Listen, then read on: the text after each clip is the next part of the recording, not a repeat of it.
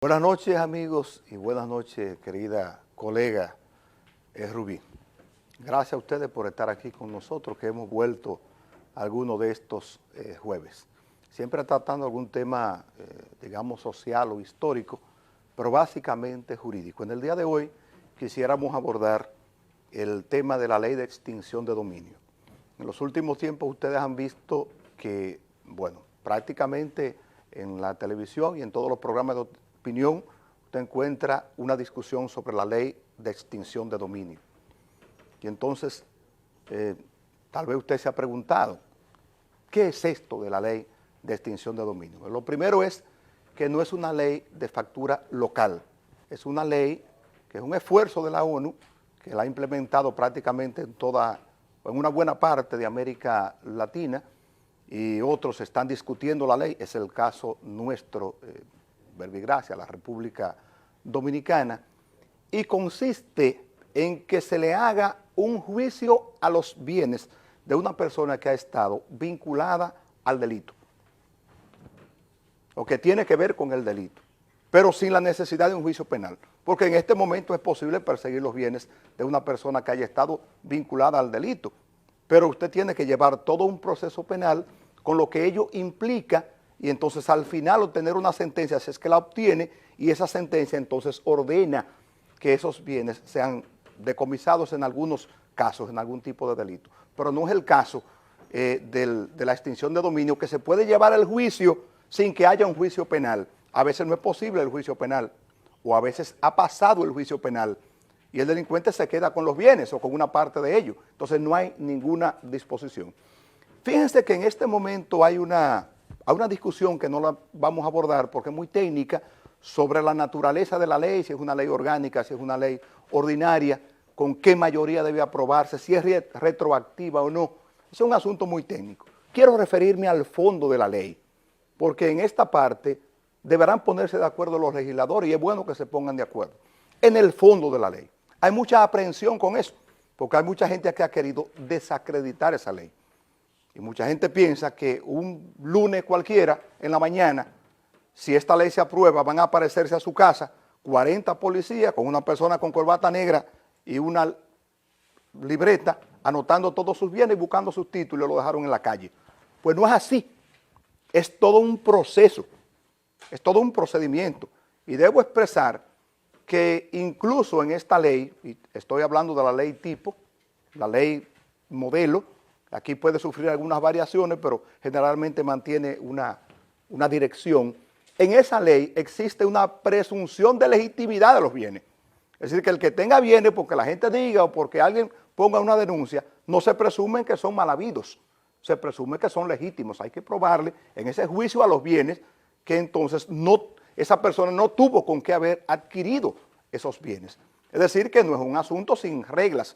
Pero además, cada vez que se tome una medida que de alguna manera vulnera derechos fundamentales para esa persona, para esos bienes, tiene que ser con la autorización de un juez. O sea que no es así. Y hay todo un proceso donde usted se puede defender, donde usted puede negociar. Si usted entiende que no puede probar esos 1.000 millones de pesos que usted tiene en bienes, usted negocia, entrega una parte, se queda con algo que le deja la comisión, y entonces evita un juicio de extinción de dominio. Yo pienso que es una ley importante.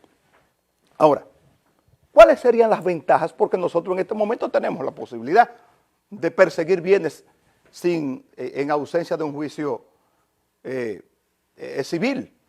Es decir, con el juicio penal que tenemos. ¿Qué es la ventaja? Que el juicio penal tiene una serie de limitaciones que para perseguir los bienes de una red de delincuentes o de un narco, por ejemplo, usted tiene que llevar todo ese juicio penal con todas las debilidades que tiene el proceso. Si no se pudo probar, porque el término probatorio, el probar la culpabilidad de una gente para mandarlo preso, la ley es muy exigente, no así para los bienes.